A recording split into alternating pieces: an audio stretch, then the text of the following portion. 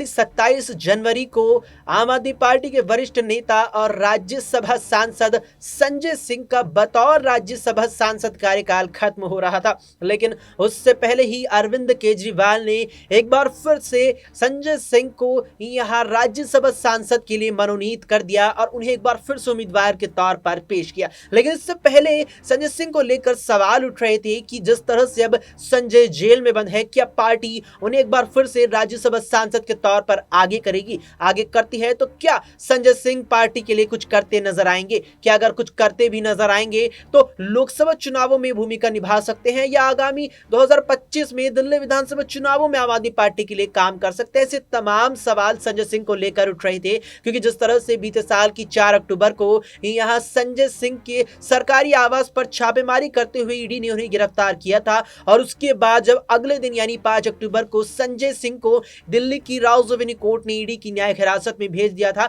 तो उसके बाद से लगातार ही संजय सिंह की न्यायिक हिरासत बढ़ा दी गई और वो बढ़ती ही चली गई। इसके बाद तारीख आई 6 जनवरी की, जब दिल्ली की एक कोर्ट ने संजय सिंह को यहां 9 जनवरी को संबंधित अधिकारियों के सामने पेश होने की अनुमति दी, जहां संजय सिंह पेश होकर के अपने कुछ दस्तावेज जमा करें और अपना नामांकन बतौर राज्यसभा सांसद के लिए यहां पर दाखिल करें। और फिर संजय सिंह ने वो भी किया और फिर आखिरकार जाकर के एक बार फिर से आम आदमी पार्टी की ओर से संजय सिंह यहां राज्यसभा सांसद के तौर पर चुने गए। इस पूरे मुद्दे पर इस पेशकश में बात होने वाली है, क्योंकि बात जरूरी है। नमस्कार, मैं हूं अक्षय अग्रवाल और स्वागत है आप सभी का हमारी इस खास पेशकश में। यहां पर हमारे सहयोगी दिनेश हमारे साथ है। दिनेश, इस मुद्दे पर बात करेंगे।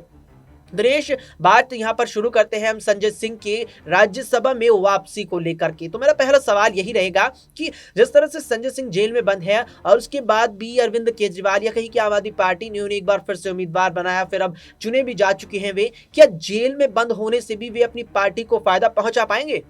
देखिए, यहाँ पर राज्यसभा सांसद के तौर पर जरूर उनकी वापसी यहाँ पर हुई है। दूसरा कार्यकाल शुरू हो गया है। जिस तरीके से 27 जनवरी को उनका जो है पहला राज्यसभा सांसद के रूप में कार्यकाल था वो खत्म हो रहा था। इससे पहले निर्विरोध वो चुने गए हैं। एक बार फिर जेल से उनको चुनाव लड़वाया गया है। जेल अधिकारियों ने उनको कोर्ट के आदेश के अनुसार वहाँ पर निर्वाचन अधिकारी के पास निर्वाचन जो नामांकन पत्र है उसको भरने के लिए भेजा गया। उसके बाद जो है अपनी निर्वाचन सर्टिफिकेट जो जीत के बाद मिलती है उसको कलेक्ट करने के लिए भी वो वहां पर जो निर्वाचन अधिकारी के पास पहुंचे। लेकिन यहां पर सबसे बड़ी चीज जो सवाल आपने पूछा है कि क्या जेल के अंदर से भी वो अपनी पार्टी को मजबूती देंगे। देखिए, यहां पर संजय सिंह जब तक आम आदमी पार्टी में है, कहलाएंगे तो राज्यसभा हो चाहे लोकसभा हो चाहे पार्टी के नेता हो, आम आदमी पार्टी के ही सदस्य, और ऐसे में एक साइकोलॉजिकल एज जरूर रहेगा लोगों के बीच। लेकिन जेल से वो ना तो कोई प्रचार कर सकते हैं, ना पार्टी के लिए लोगों से अपील कर सकते हैं, ना कोई आवाज उठा सकते हैं, ना वो संसद में बोल सकते हैं, ना मीडिया में आ सकते हैं।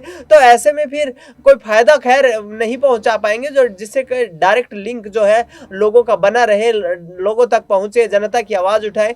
लेकिन यदि वहां से उनकी वापसी होती है लोकसभा चुनाव से, मैं आपको एक चीज महत्वपूर्ण जानकारी और बता दूं यहाँ पर अक्सर कि सर्वेश मिश्रा के नाम पर जिस तरीके से चार्जशीट पेश की थी ईडी ने और संजय सिंह के साथ ही उनको आरोपी बनाया था, लेकिन सर्वेश मिश्रा को न्यायालय से राहत मिली है, अंतरिम जमानत मिल गई है। तो ऐसे में आम आदमी पार्टी भी कहीं ना कहीं जो है इस एक खुशी का माहौल है उनके बीच भी कि यहाँ से जब सर्वेश मिश्रा को जमानत मिल सकती है तो फिर संजय सिंह को क्यों नहीं। वो तो एक राज्यसभा के सांसद हैं, संवैधानिक पद पर गए हैं, यहाँ से दोबारा से पार्टी ने उनको चुना है और आने वाले चुनाव से पहले मजबूत नेता के तौर पर आम आदमी पार्टी यहाँ से उनको लोकसभा चुनाव से पहले बाहर निकालना चाहेगी, इसका फायदा उठाना चाहेगी। कोशिशें भी यही है तमाम, लगातार जिस तरीके से उनके खिलाफ जो है न्यायिक हिरासत जो है उसको बढ़ाया जा रहा है, तो दूसरी तरफ उनके वकील जो है लगातार जमानत याचिकाएं लगा रहे हैं।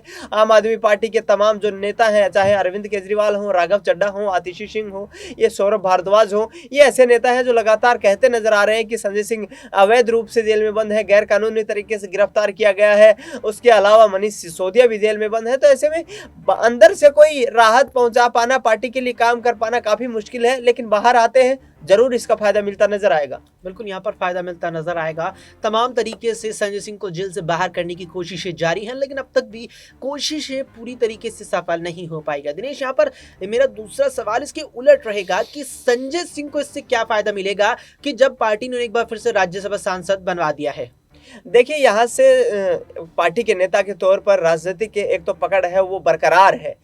दूसरी चीज देखी जाए तो पार्टी कहीं ना कहीं उनकी वापसी का दरवाजा भी यहाँ से खटखटा रही है, क्योंकि अरविंद केजरीवाल के जो करीबी माने जाते थे, मनीष सिसोदिया हो या फिर सत्येंद्र जैन हो, उनकी सक्रियता अभी खत्म हो चुकी है। लगभग सक्रिय रूप से नहीं है, पार्टी उनको मदद जरूर कर रही है, लगातार जो है बयानबाजियां भी हो रही हैं, लेकिन संजय सिंह दोबारा से सांसद चुने गए हैं। ऐसे में लोगों के बीच भी, आम जनता के बीच भी एक साइकोलॉजिकल एज है कि भाई सांसद को आप गिरफ्तार करके रख सकते हैं तो फिर वो आवाज़ कैसे उठाएगा, मांग कैसे कर सकेगा, सरकार से सवाल कैसे पूछेगा, सत्ता के जो है तमाम नीतियों से अवगत कैसे कराएगा, उनकी कमियां या खूबियां कैसे बताएगा, अपने लोगों के से कैसे मुलाकात करेगा, लोगों की जन कल्याण के लिए कैसे काम करेगा। तो ये तमाम सवाल हैं, और यहाँ पर यदि संजय सिंह बाहर आते हैं तो यहां से आम आदमी पार्टी की बाँछें खुल जाएंगी, क्योंकि जिस आधार के ऊपर आम आदमी पार्टी अब युद्ध स्तर पर जो चुनाव लड़ना चाहती है, पंजाब, गोवा, हिमाचल प्रदेश, माफ कीजिए दिल्ली में जिस तरीके से उन्होंने कांग्रेस पार्टी के साथ अपने जो सीट शेयरिंग का मुद्दा था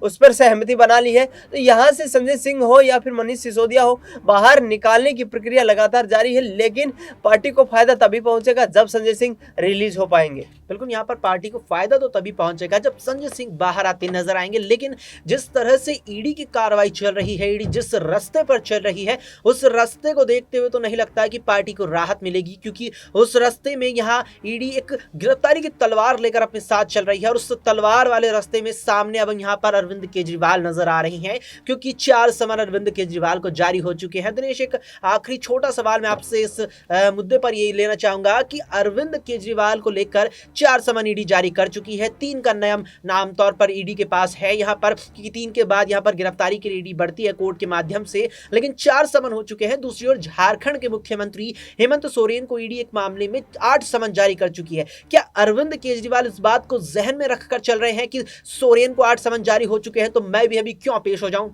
देखिए, यहाँ पर जहाँ तक आम आदमी पार्टी का सवाल है, अभी तक अरविंद केजरीवाल को गिरफ्तार भी नहीं किया गया है और आगे किया भी नहीं जा सकता है। लगभग 1 महीने का प्रोसेस और होगा जब तक जो है कोर्ट के आधार पर समन यहाँ से भेजे जाएंगे, क्योंकि लगातार जो हेमंत सोरेन को 7 समन भेजे गए थे, उसके बाद 8वां समन जो है वो न्यायालय के थ्रू उनको बुलाने की, और वहाँ पर सिर्फ जवाब मांगा गया है कि आप पेश क्यों नहीं हो पा रहे। तो जवाब तो वो बाई पोस्टल भी कैसे भी दे सकते हैं ईडी के अधिकारियों को। और दूसरी बात रही संजय सिंह की, अरविंद केजरीवाल की, यहाँ पर शराब नीति मामले में वो अपना जवाब दाखिल पहले ही कर चुके हैं कि किस आधार पर पूछना चाहते हैं। ईडी ने उसके बाद जो है उनको दूसरे मामले में फंसाने की यहाँ पर कोशिश की गई। हाउस रेनोवेशन का केस भी उनके ऊपर दर्ज है, और इस तौर पर जिस तरीके से ईडी अरविंद केजरीवाल की घेराबंदी करना चाहती है, अरविंद केजरीवाल उसमें फंसने वाले खैर नजर नहीं आते हैं, क्योंकि एक चतुर चालाक नेता के तौर पर जाने जाते हैं। दिल्ली के जो है IRS अधिकारी रहते हुए उन्होंने जो सेवा की है,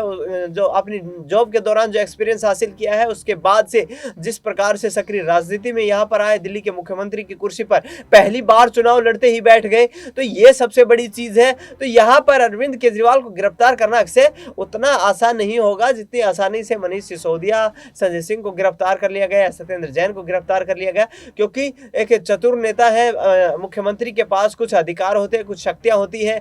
किसी भी वक्त नेता सदन होने के नाते वो विशेष सत्र बुला सकते हैं विधानसभा का। दूसरी तरफ यदि देखा जाए तो हो सकता है कि 1 फरवरी से जो है दिल्ली विधानसभा का बजट सत्र भी आ जाए, तो सत्र शुरू होने के पहले और बाद में जिस तरीके के प्रावधान है वहां पर ईडी गिरफ्तार नहीं कर सकती है। बजट सत्र खत्म होने के बाद और केंद्र सरकार का भी जो बजट सत्र आएगा उसके खत्म होने के बाद कयास यही लगाए जा रहे हैं कि आम चुनाव की जो है घोषणा कर दी जाएगी।